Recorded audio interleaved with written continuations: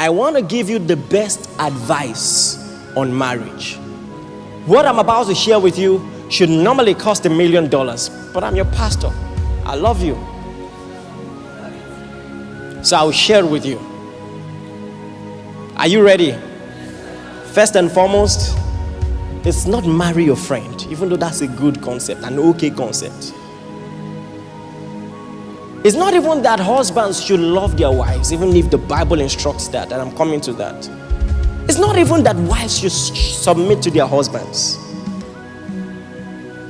The best marriage advice is found in Galatians chapter 5. Turn your Bibles there, everybody. This is the best marriage advice, and I will tell you why it is. Galatians chapter 5 verse 16.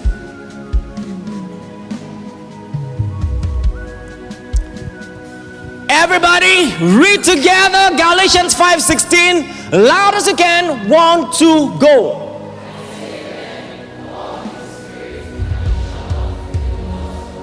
Read it again. 1, 2, go.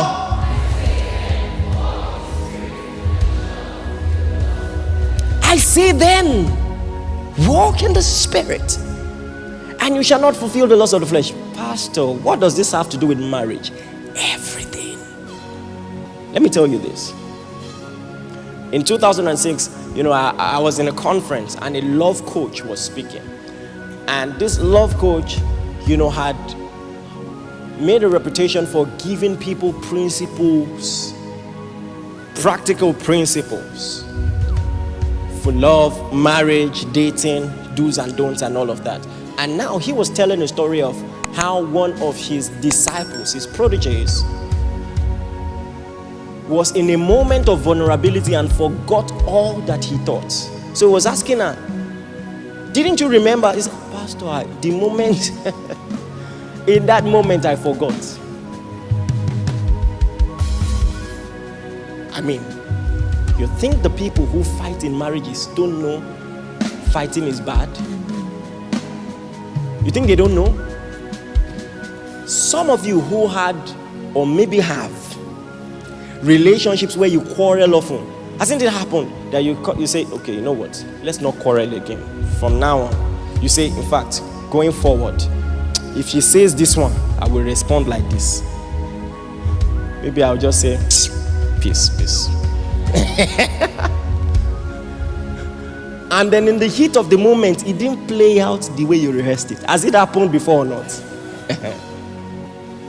What many people are trying to tackle is not the cause, is the effect. If you don't like anger in your relationship, anger is the effect, not the cause. You should go for the cause, not the effect. And that's why it's not going to work. Picture a tree. You want to eliminate the tree. You don't want the tree in your compound anymore. Then what do? You start plucking the fruits. Is that how to get rid of the tree?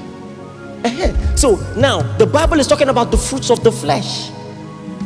If you're fighting the fruits, you're not going to get the job done. Are you listening to me? That's the effect, not the cause. There is a root cause.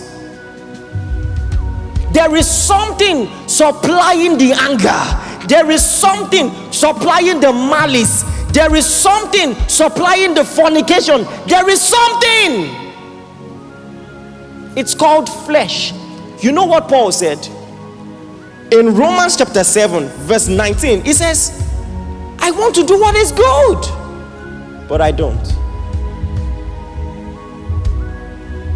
I don't want to do what is wrong, but I do it anyway.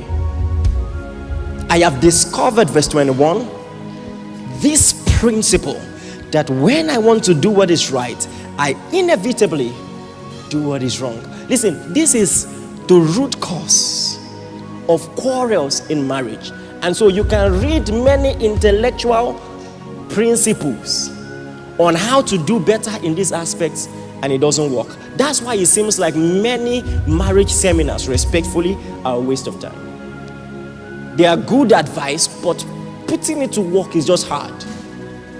Yes or yes?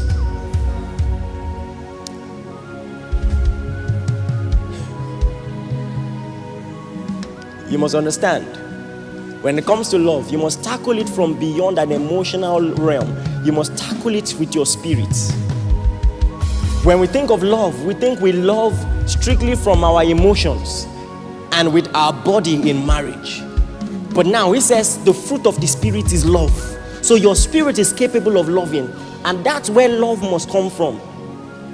And so he tells you, walk in the spirit and you will not fulfill the lust of the flesh.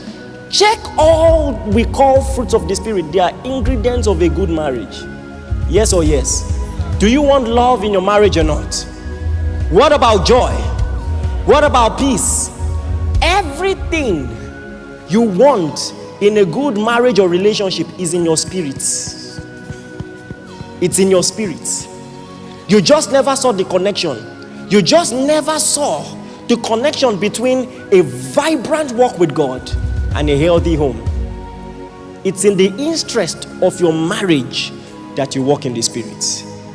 It's in the interest of your relationship that you walk in the spirit. If you walk in the spirit, you will not fulfill the lust of the flesh. What are the lusts of the flesh? What are the first two things he mentioned? Adultery, fornication. Does walking in the spirit, in the flesh, affect your relationship or not? Come on, answer me.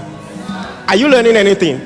So listen, of all the things, the strategies that I can have for a happy home, a vibrant godly relationship, if I make up my mind that every morning I wake up, my knees will hit the ground, I will spend quality time praying, fanning the embers of my spirit. All those anger and those things I've been trying to fight mechanically will die. I'm telling you the truth. Do you understand this? Now that's good marriage advice.